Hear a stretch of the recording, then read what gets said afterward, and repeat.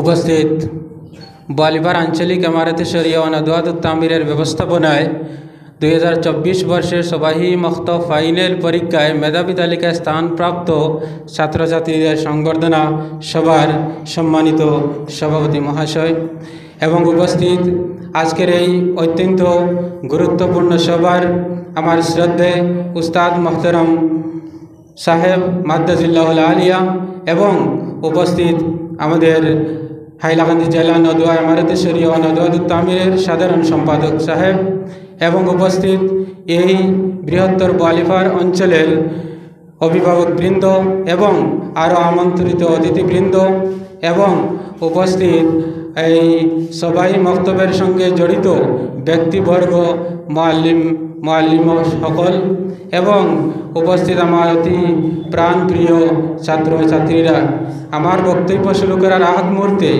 আমি আজকের এই অত্যন্ত একটি গুরুত্বপূর্ণ সভায় এসে পড়ে আমি নিজেকে দৈন্য গর্ববোধ অনুভব করছি।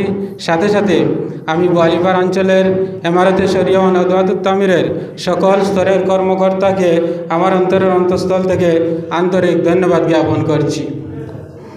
আজকে এই যে আপনারা যে নর্থ ইস্ট ইমারতে শরিয়া ও নদওয়াত তামিরের ব্যবস্থাপনায় যেটি সবাই মক্তব বা মক্তব ফাইনাল এক্সাম হয়, সেই এক্সামটি অত্যন্ত গুরুত্বপূর্ণ একটি এক্সাম। আমি ব্যক্তিগতভাবে এই পরীক্ষার একটি কেন্দ্রে পর্যবেক্ষক ছিলাম, সুপারভাইজার ছিলাম। আমি অত্যন্ত নিষ্ঠার সহিত এবং অত্যন্ত গভীরভাবে এই পরীক্ষার কেন্দ্রটি পর্যালোচনা করেছিলাম এবং ভেবেছিলাম যে অন্তত আজকের যে আমাদের সমাজের মধ্যে মানুষের যেটা মাইন্ডসেট হয়েছে যে মানুষ সবসময় সাধারণ শিক্ষায় শিক্ষিত হওয়ার জন্য তার মধ্যে এত আগ্রহ এত উদ্দীপনা রয়েছে, যেটা আমাদের ইসলামিক শিক্ষার ক্ষেত্রে ততটুকু আগ্রহ বা উদ্দীপনা দেখা যায় না। এই কারণে এই পরীক্ষাটিতে আমি ব্যক্তিগতভাবে গিয়ে আমি নিজেকে ধন্য মনে করেছিলাম যে এমন একটি সময়, যে সময় মানুষে বা যারা যারা অভিভাবকবৃন্দ রয়েছেন তারা চায় তার বাচ্চারা ডক্টর হোক, ইঞ্জিনিয়ার হোক, ভালো প্রফেশনাল হোক। কিন্তু এই সময়ে যে উত্তর পূর্ব ভারত এবং নদওয়াত তামির একটি ভালো পদক্ষেপ নিয়েছে, যে একটি সবাই মক্তব পরীক্ষার যে ব্যবস্থা করেছে, আমি ব্যক্তিগতভাবে উত্তর পূর্ব ভারতে ইমারতে শরিয়া এবং নদওয়াত তামিরের সকল স্তরের কর্মকর্তাবৃন্দকে আন্তরিক ধন্যবাদ জ্ঞাপন করি। আমরা জানি যে আমি একটি আয়াত তিলাওয়াত করেছি কোরআনে পাক থেকে, যে হুয়াল্লাযী বা'আসা ফিল উম্মিয়িনা রাসূলাম মিনহুম ইয়াতলু আলাইহিম আয়াতিহি, অর্থাৎ এই আয়াতে আল্লাহ তাআলা বলেছেন আমি তোমাদের মধ্যে একজন রসুল প্রেরণ করেছি, যে এই রসুল প্রেরণ করেছি একমাত্র উদ্দেশ্য হলো ইয়াতলু আলাইহিম আয়াতিহি, অর্থাৎ এটা কানেকশন গেছে কি। তো এই আয়াতের মধ্যে যদি আমরা পর্যবেক্ষণ করি তাহলে আমরা দেখতে পাবো যে এইখানের মধ্যে সর্বপ্রথম নবীকে এই পৃথিবীতে প্রেরণ করার উদ্দেশ্য হলো ইয়াতলু আলাইহিম আয়াতি, অর্থাৎ কোরআনে করিম তিলাওয়াত করা। কোরআনে করিম তিলাওয়াত করা মুখ্য উদ্দেশ্য। এটি থেকে বোঝা যায় যে আমাদের মধ্যে যে সবাই মক্তবের যেটা সিস্টেম রয়েছে, এই সিস্টেমের মধ্যে সর্বপ্রথম একটি বাচ্চাকে কোরআন শরীফ কীরকম শুদ্ধ সহি তজবিদের সহিত কীরকম অ্যারাবিক ভাষার যেরকম সিস্টেম পড়ার যে প্রনাউন্সিয়েশনের যেটা সিস্টেম রয়েছে, সেই সিস্টেম অনুযায়ী যাতে একটি বাচ্চা শিক্ষা অর্জন করতে পারে সেই ব্যবস্থাটা রয়েছে সবাই মক্তবের মধ্যে। গতিকে আমরা ভাবতে পারি যে এই সবাই মক্তব এমনকি ছোটো মসজিদের বারান্দায় করা হয় কিংবা তো কোনো একটি বাড়ির মানে আউট রুমে করা হয়, একটি মামলিক বা একটি অবহেলিত সিস্টেম এটা নয়। আমি বলবো এই পৃথিবীতে নবী করিম সাল্লাল্লাহু আলাইহি ওয়াসাল্লাম থেকে শুরু করে পৃথিবীতে যত আম্বিয়া কেরাম এসেছিলেন প্রত্যেকের উদ্দেশ্য ছিল এই কোরআনে করিম এবং আল্লাহর দ্বারা অবতীর্ণ যেগুলা যুগে যুগে যেগুলা বাণী রয়েছে সেগুলোকে এই পৃথিবীতে প্রতিষ্ঠিত করা, এবং এইগুলার একমাত্র উদ্দেশ্য ছিল মানব জাতিকে আলোকের দিকে আনা, মানব জাতিকে পথ দেখানি। যদি একটি শিশু, আজকের যে শিশু রয়েছে এই শিশুটি পরবর্তী জীবনে এই সমাজের একজন দায়িত্ববান মানুষ হবে।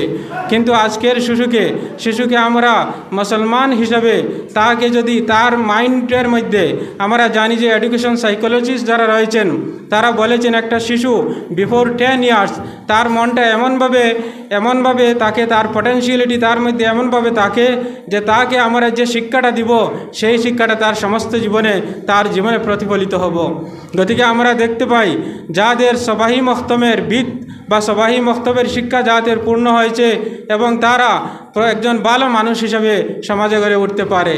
গতিকে আমাদের মধ্যে বহুত উদাসীনতা আছে। আমি দেখতে পাই এখানে আমি এই রেজাল্ট গেজেটটি এখানে দেখেছিলাম।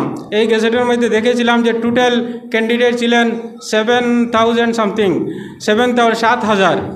কিন্তু আজকে যদি এখানে একটি কম্পিটিশন এক্সাম জেনারেল একটি পুরস্কার পাওয়ার জন্য যদি একটি কম্পিটিশনে কোনো একটি অর্গানাইজেশনে কিংবা কোনো একটা শিক্ষা প্রতিষ্ঠানে দেয় তাহলে আমরা যারা অভিভাবক আছি আমরা দেখতে পাই যে এখানে হাজার হাজার স্টুডেন্টের ভিড় লেগে যায়।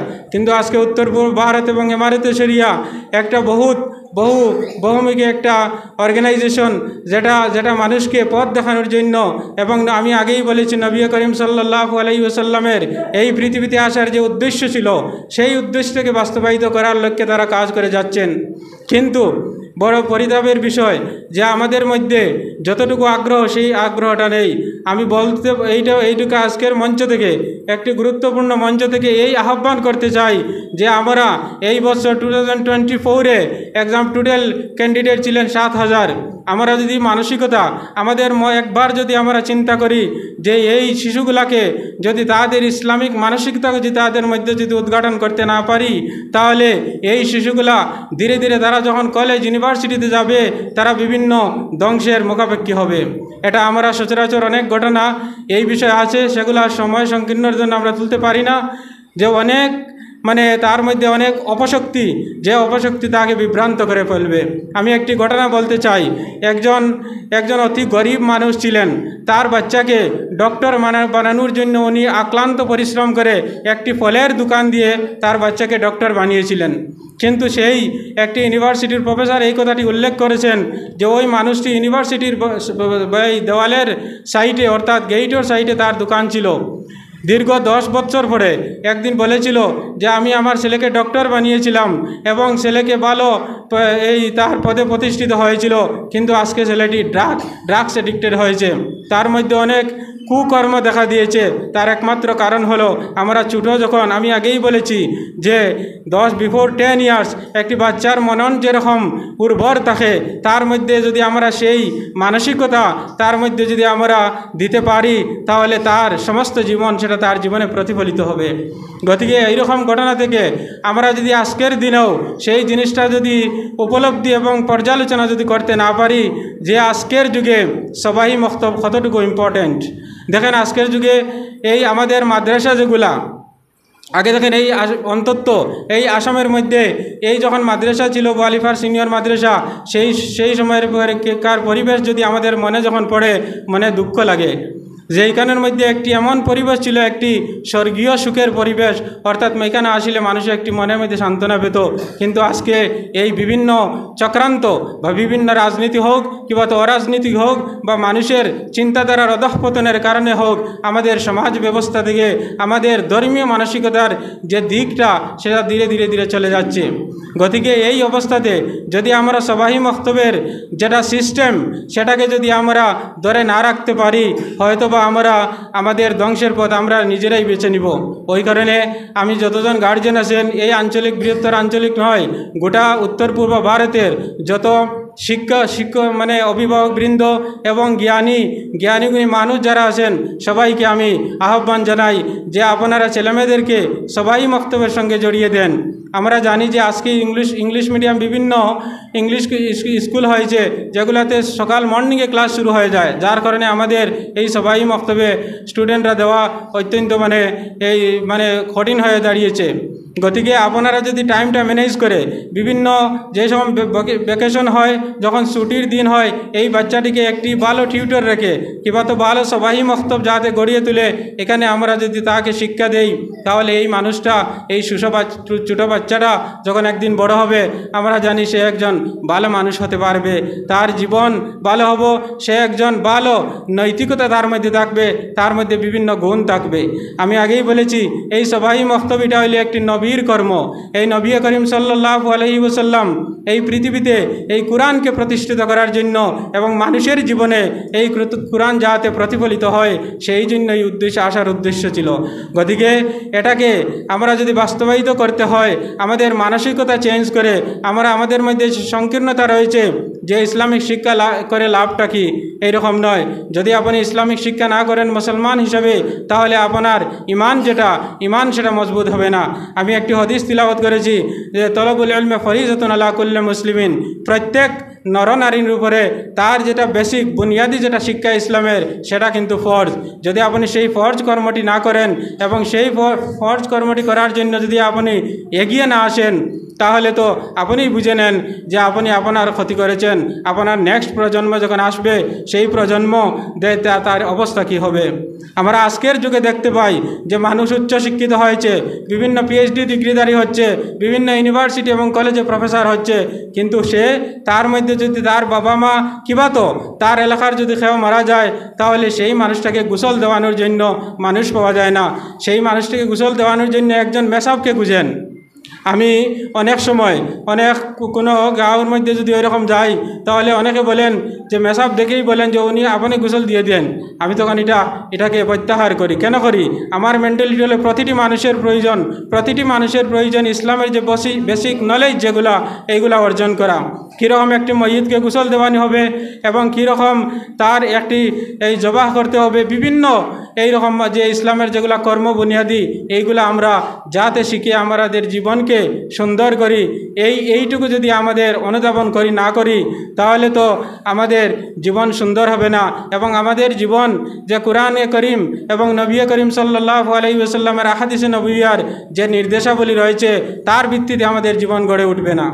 গতিকে আমি বলতে চাই যে আমার কথা দীর্ঘই হয়ে যাচ্ছে, গতিকে আমি এই কথাটুকু আহ্বান করি এই আজকের এই সভায় আমাকে আমন্ত্রিত করার জন্য বলিভার আঞ্চলিক ইমারতে শরিয়া ও নাদওয়াতুত তামিরের সকল কর্মকর্তাকে আমার অন্তঃস্থল থেকে আন্তরিক ধন্যবাদ জ্ঞাপন করি।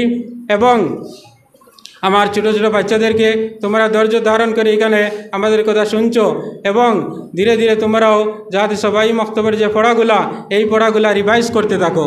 দেখো আমাদের জীবনে যেগুলো আমরা পড়াশোনা করি, এই পড়াশোনাগুলি যে আমরা রিভাইজ না করি, এই কারণে আমরা জানি কোরআনে করিম প্রতিদিন প্রতিটা করে পড়াশোনা করা হতো। আমরা জানি যে আগে যদি গ্রাম অঞ্চলে আমরা যাই, তাহলে মর্নিং বা সকালকুর দিকে যখন গ্রামের মধ্যে আটি, তখন কোরআনের আওয়াজ আসতো। কিন্তু আজকের যুগে প্রতিটা এমনকি যদি এখন ভালো গ্রামের মধ্যেও যান, যেখানের মধ্যে আলিম আছেন, আরও বিভিন্ন এই ভালো উলামায়ে কেরাম আছেন, ওই এলাকার মধ্যেও আপনি এই সকালে কোরআনের আওয়াজ পাবেন না। এটা থেকে আমরা বুঝতে পারি যে আমাদের ধ্বংস বা আমাদের মধ্যে যে আজকে দেখেন পৃথিবীর মধ্যে আমাদের যে অস্তিত্ব, সেটা সংকটের মুখে। একমাত্র আমরা যদি দেখেন এই আমাদের যে শিক্ষা ছিল, সেই শিক্ষাটা মসজিদ ভিত্তিক ছিল। যারা সাহাবায়ে কেরাম, এই আসহাবে সুফা, অনেক ঘটনা রয়েছে যে তারা এইখানে বসে কোরআনকে পর্যালোচনা করত এবং কোরআনকে শিক্ষা করত। কিন্তু আজ আমাদের কোরআনকে শিক্ষা করার জন্য আমাদের এতটুকু আগ্রহ নেই যতটুকু আগ্রহ থাকার কথা। গতিকে আমি একজন এই মাদ্রাসার স্টুডেন্ট হিসাবে সবাইকে আমি আহ্বান করি যাতে কোরআনকে বোঝার উদ্দেশ্যে এবং কোরআনকে জীবনে প্রতিফলিত করার উদ্দেশ্যে যাতে আমরা শিক্ষা করি। এবং যদি আরও কোনো দিন প্রোগ্রাম হয়, তাহলে বিস্তৃতভাবে কথাগুলো বলবো। আজকে একটু কথা বলেছি এবং এখানে এসে অত্যন্ত ভালো লেগেছে। আমি দেখতে পেরেছি সে ছোটো ছোটো বাচ্চারা অতি সুন্দরভাবে, অতি সুন্দর কণ্ঠে দিয়ে এখানে উর্দু তারা গজল পরিবেশন করছে। তাদের মধ্যে সেই পটেনশিয়ালিটি রয়েছে। আমরা যারা অভিভাবক অভিভাবক তার মধ্যে যে এই ব্যক্তিত্ব এবং তার মধ্যে যে প্রতিভাটা রয়েছে সেই প্রতিভাটাকে যদি আমরা উদ্ঘাটন এবং এইটাকে যদি আমরা তুলে আনতে হয় আমাদের পরিশ্রম করা দরকার। শুধু যে আমরা জেনারেল শিক্ষায় একজন ডক্টর ইঞ্জিনিয়ার বাড়াবো সেটা আমাদের উদ্দেশ্য নয়, আমাদের উদ্দেশ্য থাকা প্রয়োজন আমি যেভাবে একজন ডক্টর বানানোর জন্য পরিশ্রম করব সেইভাবে একজন ভালো মানুষ গড়ার আমাদের যাতে উদ্দেশ্য হয় এই আশাটুকু রাখছি। এবং আমি আবারও এই আমাদের অন্তঃস্থল থেকে সবাইকে ধন্যবাদ জ্ঞাপন করে আমি আমার কথাটি এখন ওখানেই শেষ করছি। ও আখির দাওয়ানা আনিল হামদুলিল্লাহি রাব্বিল আলামিন। الذين اصطفى أما بعد فأعوذ بالله من الشيطان الرجيم بسم الله الرحمن الرحيم اقرأ باسم ربك الذي خلق الإنسان من علق اقرأ وربك الأكرم الذي علم بالقلم اللهم صل على سيدنا ومولانا محمد وعلى آله وأصحابه وسلم اللهم صل على سيدنا ومولانا محمد وعلى آله وأصحابه وسلم اللهم صل على سيدنا ومولانا محمد وعلى آله وأصحابه وسلم কইলে এক কথা না হইয়া পারিয়ান না বেয়াদবি মাফ করবা মাইকও তাকায় না তাকায় সমান একে কিছু অসুবিধা করে মাইকও আওয়াজটা পুরা পরিষ্কার দেয় না প্রবলেম হয়ে যায় মাইকর বাটে মাতিলে আওয়াজ বার হয় না আর মাইকর ছাড়া মাতিলে তার এক সিস্টেম মাতা যায়। যাই হোক আমার দুস্থকল আজকে কেন আজকের সবার সম্মানিত সভাপতি সাহেব তথা বোয়ালিপাড়া আঞ্চলিকের সভাপতি হযরত মাওলানা মাসুক আহমেদ সাহেব, আমাদের আজকের সবার সম্মানিত প্রধান অতিথি কেন্দ্রীয় কাজিয়ে শরীয়ত শেখুল হাদিস সাহেব দামাত বারাকাতুহুম, আমার ছোটো ভাই পিকে গার্লসের সাবজেক্ট টিচার হজরত মাওলানা হিফজুর রহমান সাহেব, উপস্থিত আরও বিশিষ্ট অতিথিবৃন্দ, মুআল্লিমে হজরত, আমার ছোটো ছোটো বাচ্চাই নকল, আজকে কেন যে সভা আয়োজন করা হয়েছে এই সভাটা অত্যন্ত গুরুত্বপূর্ণ, কিন্তু সবার অবস্থায় বুঝি আর যে আমরা কাছে গুরুত্বটা বড় কম। এই আঞ্চলিকর আজকের সভা আমার জানা মতো বাক্কা হয় একদিন থাকি কেন কিছু আলোচনা হয়েছে, বিভিন্ন দিনের কিছু মশবিরা করা হয়েছে এই এরিয়ার কিছু মানুষ সকল লইয়া, কিন্তু আমরা কাছে গুরুত্ব আইছে না। আজকের এই সভাটা যদি কোনো স্কুলের একটা বাচ্চা মেট্রিকের একটা বাচ্চা যদি আজকে প্লেস করতো আর এরকম একটা সভা ডাকা হইতো, তো আশা করি এই ধরনের জায়গা দিল না, অনেক বহুত বড় জায়গার প্রয়োজন পড়লো অনেক, আমরা সমাজ ওখানে গিয়া দিছি। আজকে যে উদ্দেশ্যে কেন আপনারা আইসেন বা যে উদ্দেশ্যে আপনারা ডাকা হয়েছে উদ্দেশ্যটা হইছে ওখান যে উদ্দেশ্য লইয়া যে উদ্দেশ্য সামনে রাখিয়া আল্লাহ পাক পরবর্তীকার আলমে নবী করিম সাল্লাল্লাহু আলাইহি ওয়াসাল্লামের দুনিয়ার জমিনে পাঠাইছেন, যে উদ্দেশ্যের সামনে রাখি আল্লাহ পাক পরবর্তীকারে নবীজিরে দুনিয়াত পাঠাইছেন, যে উদ্দেশ্য সেই উদ্দেশ্য এটা হলো ইমানরে রক্ষা করা, ইমান বাঁচানি, ইমানরে মানুষের কাছে ইমান পৌঁছানি।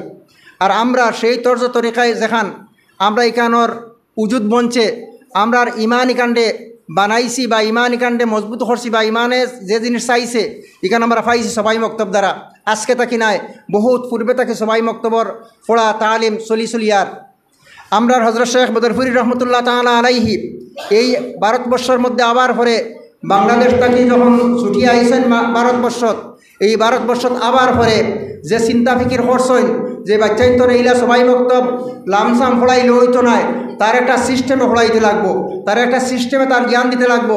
10 বছর তাকে বেশ জোর হয়েছে 12 বছর ভিতরে তারে ওলা একটা তালিম দিতে লাগবো, ওলা একটা জ্ঞান দিতে লাগবো, যে জ্ঞানের মাধ্যমে সে তার সারাটা জিন্দেগি সে তার ইমানকে রক্ষা করে চলতে পারে। আমার দোস্তহল আমরা দেখছি হযরত শেখ বদরপুরি রহমতুল্লাহ তাআলা আলাইহির যে চিন্তাধারা, এই চিন্তাধারা আজকে হয়তো আমরা বলিবার বইয়া মাতিয়ার যে হযরত শেখ বদরপুরি রহমতুল্লাহ আলাইহির চিন্তাধারা অপনায়ন করে হয়তো আজ থেকে লইয়া আরও 100 বছর পূর্বর মানুষে চিন্তা করতে পারেন যে মনুষ্য এই ভারতবর্ষত আইসলাম হযরত মাওলানা আব্দুল জলিল রহমতুল্লাহ তাআলা আলাইহি তার যে চিন্তাধারা হয়তো আর 100 বছর বাদে মানুষ এখানে প্রতিফলন আরও বেশি করে হয়তো বুঝতে পারে। এখনও আমরা বুঝতাম পারিয়ান না, তার কারণ হয়ে থাকছে আজকের সভাত আমরা কম বেশ এই এরিয়ার কিছু মানুষের জানাইছি বা মশিরা করছি, কিন্তু আমরা উপস্থিতি নাই ওটার লাগি যে সবাই মুক্তর গুরুত্বটা মেসা বখলর খাম্বা হরুদা কয়েক দিছি মসজিদ তাই দিন ফোড়াই তো ফোড়া কোয়া ওখানে থাকলে আমরা সমাজের গুরুত্ব। আমার দোস্ত হল যে যে এক মানুষ দুনিয়ার জমিনে আবার করে তার সর্বপ্রথম তার দায়িত্ব এটা আছে হে তার ইমানকে রক্ষা করত। যারা মুসলমান যারা ইমানদার সেই ইমানদারের ঘরে জন্ম লইছে বা সে পরবর্তী বেদিনের ঘরে জন্ম হওয়ার পরে যখন সেই ইমান আনার পরেও তার কর্তব্য আছে সেই ইমানকে রক্ষা করা। সেই তার নবী করিম সাল্লাল্লাহু আলাইহি সাল্লামে যে দাওয়াত যে দিন নিয়ে দুনিয়াতে আইসেন সেই দিন আর দুনিয়া সেই দাওয়াতি কাণ্ডে ওখানে চিন্তা ফিকির করা করিয়া তার জিন্দেগিরে অতিবাহিত করা তার উপরে জরুরি। আমার দোস্ত হল আমি হাইলাকান্দি জেলা নদওয়ার এমআরতে শরিয়া ও নদত্ত আমিরের এক সাধারণ সম্পাদক হিসাবে আমি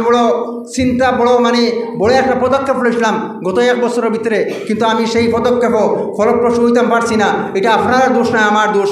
আমি মনে করি এটা আমার দোষ, কারণ আমার চেষ্টা আসলো হাইলাকান্দি জেলার এই বছর যে 8টা প্লেস আইছে আমি মনে করছিলাম এই বছর রান্না পারলেও কমপক্ষে 20-25টা প্লেস আইব, কারণ একটা পরিকল্পনা তুলেছিলাম যে পরিকল্পনা এটা হলো প্রত্যেক আঞ্চলিকের মাধ্যমে একটা মডেল সবাই বক্তব্য বন্ত, যে মডেল সবাই বক্তব্যের মাধ্যমে এই এরিয়ার প্রত্যেকটা মন্তব্য সেই মডেল হিসাবে চলিয়ে যাইতো একটা পরিকল্পনা তুলেছিলাম। এর একটা সাব কমিটি আমি বানাই দিয়েছিলাম। মৌলানা কমরুল ইসলাম সাহেব সবাই বক্তব্যের সেক্রেটারি, মৌলানা আব্দুল ওদুদ সাহেব যুবনদওয়ার তাইনো সহ সম্পাদক, আরও ওলা হয়াজন মিলিয়া একটা কমিটি বানিয়ে দিয়েছিলাম এবং দিসলাম ওটার লাগিয়া যে আঞ্চলিক এক আদর্শ সবাই বক্তব্য তাই আঞ্চলিকে সিলেকশন করে দিবা। সেই আঞ্চলিক তাকিয়া ওলা বাচ্চাইন বারোই আইতা যে বাচ্চাইন দেখার পরিপ্রেক্ষিতে এই এরিয়ার এই সবাই বক্তব্যর এই আঞ্চলিকর বাদবাকি সবাই বক্তব্য যেগুলো আছে ওগুলা সতর্ক হইতো বা ওগুলা ফলো করতো এই সবাই বক্তব্যে। কিন্তু আমি অত্যন্ত দুঃখের সহিত হইতে আমার দ্বারা সম্ভব হয়েছে না। আশা রাখি আর আগামী পরীক্ষার আগে তার একটা পরিকল্পনা রূপরেখা আমি আবার চেষ্টা করবো এটারে ফলপ্রসূ করার লাগিয়া। আমার দোস্ত হল এই বছর এই প্লেসের ভিতরে ছাত্র ঢুকছেন 79 জন। 10টা প্লেসের ভিতরে 79 জন ছাত্র ঢুকছেন। এর মাঝ থাকিয়া আমরা বড় কম, আমরা সবচেয়ে বড় রাখবেলির মাঝে আমরা সবচেয়ে কম। খাসার জেলাত করিমগঞ্জ জেলাত 41 জনে পাইছেন এই প্লেসের ভিতরে। 79-র মধ্যে 41 জনে পাইছেন তারা, আর 79-র মধ্যে মোটের 8 জনে পাইছি আমরা। এর লাগে এটা আমরা ফিকির করার দরকার। আজকে যে ভাই হলে যে মুআল্লিম হলে যে প্রচেষ্টা করিয়া গত বছর গোয়ালিপাড়া আঞ্চলিক 2টা প্লেস হয়েছে, এই বছর 2টা প্লেস আছে। আমি জেলার পক্ষ থাকিয়া এই গোয়ালিপাড়া আঞ্চলিকর প্রত্যেক মুআল্লিম হজরত হলরে আঞ্চলিক সদস্যবৃন্দরে প্রত্যেকে আমি ধন্যবাদ জানাই। আর আপনার এই প্রচেষ্টা যাতে অব্যাহত থাকে এবং এই প্রচেষ্টা শুধু ইলা করলে হইতো নয়, শুধুমাত্র গাড়া দিয়া হইলে চললে হইতো নয়। আঞ্চলিক সম্পাদক সাহেবের কাজ আছে, আঞ্চলিক সভাপতিরও কাজ আছে, বাদবাকি আমরা জানতে আছি আমরা সবর কাজ আছে। আমরা সম্পর্কে দেখুন হযরত শেখ বদরফির রহমতুল্লাহ তাআলা আলাইহি তাই পরিকল্পনা বানাইতে সময় ওলা বানাইছেন যে একটা মক্তব বছরে কমপক্ষে 3বার পরিদর্শন হইতো, কমপক্ষে 3বার পরিদর্শন হইতো। 3 মাস 4 মাস অন্তরত এই মক্তবটারে আমার গোয়ালিপাড়া আঞ্চলিক যদি 20টা মক্তব থাকে বা 30টা মক্তব থাকে, এই 30টা মক্তব প্রত্যেক মাসও প্রত্যেক বছরও 3বার করিয়া কমপক্ষে পরিদর্শন করা হইতো। পরিদর্শন করলে লাভ ওখান হয় যে এই মহল্লার এই মুআল্লিম সাহেব তাইনও একটু সাহস পাইন, তাইনও কাম করতে সময় একটা তার ভিতরে একটা সাহস হয় যে আমার পিছনে তো আমার আঞ্চলিক আছে, আমার পিছনে আঞ্চলিকর বুজুর্গ হল আসেন, সুতরাং তাই খাস করতে আরাম পাইবা। অন্যদিকে আমরা সমাজের অত্যন্ত দুর্বল আমরা সমাজ, কারণ এক মশাবরে সবাই বক্তব্য বাচ্চাইন দিছেন 50-60-70 দিয়া বয়াই দিছেন, আর বাড়ির গার্জিয়ান জানতে নাইছেন এই তাই খবর লইতরা না যে আমার বাচ্চাকে কীভাবে পড়ে প্রত্যেকদিন মসজিদে যার কিনা এটার প্রতিও খেয়াল নাই। মেসাবর দায়িত্ব ইয়ে থাকছে তাই ফলাইতা এবং খবর রাখতা এই বাচ্চা কোন বাড়িতে বোয়াত রয়েছে, খেনে আইলো না, গার্জিয়ানটা খবর করি তাই না জিগাইতা যে আপনার বাচ্চা খেনে দিলা না, গার্জিয়ানটার জরুরত নাই, তাই নিয়ে কথা বুঝুন না তান বাচ্চা মসজিদ আইলো না খেনে। এই আইয়া মুআল্লিম সাহেব ইয়া সহযোগিতা করতে ওখান যে আমার বাচ্চা খেনে আইলো না, আপনার কোনো অসুবিধা আসেনি, আপনার হোক বাচ্চা আইলো না খেনে আপনি ওখানে আমার বুঝাই। তখন মুআল্লিমে হইতে পারেন হয়তো কালকে আমি তারা ফলা ধরাইছিলাম এর লাগে হয়তো আজকে আইসে না, তখন গার্জিয়ানে বুঝবা ওখান যে এই বাচ্চা তো ফলা ধরার তো তাই নো কনসাস হইবা। কিন্তু আমরা সমাজ আমরা জানতেন গার্জিয়ান আছেন আমরা অত্যন্ত দুর্বল। এর লাগে আমার দুস্থ হল আমরা জানতেন আকাবিরিন জানতেন আসি, নদওয়ার কর্মী জানতেন আসি, আমরা প্রত্যেক এরিয়াত গিয়া কমপক্ষে তবলিগর প্রোগ্রামের মাধ্যমে আমরা মানুষের এগুলা বুঝানি দরকার। হজরত শেখ বদরুল রহমতুল্লাহ তাআলা আলাইহির জিন্দগিত বুঝাইয়া যাবার পরে হজরত শেখ সানি আমিনুর সানি রহমতুল্লাহ তাআলা আলাইহি দীর্ঘ 29 বছর আমরা বুঝাইছেন।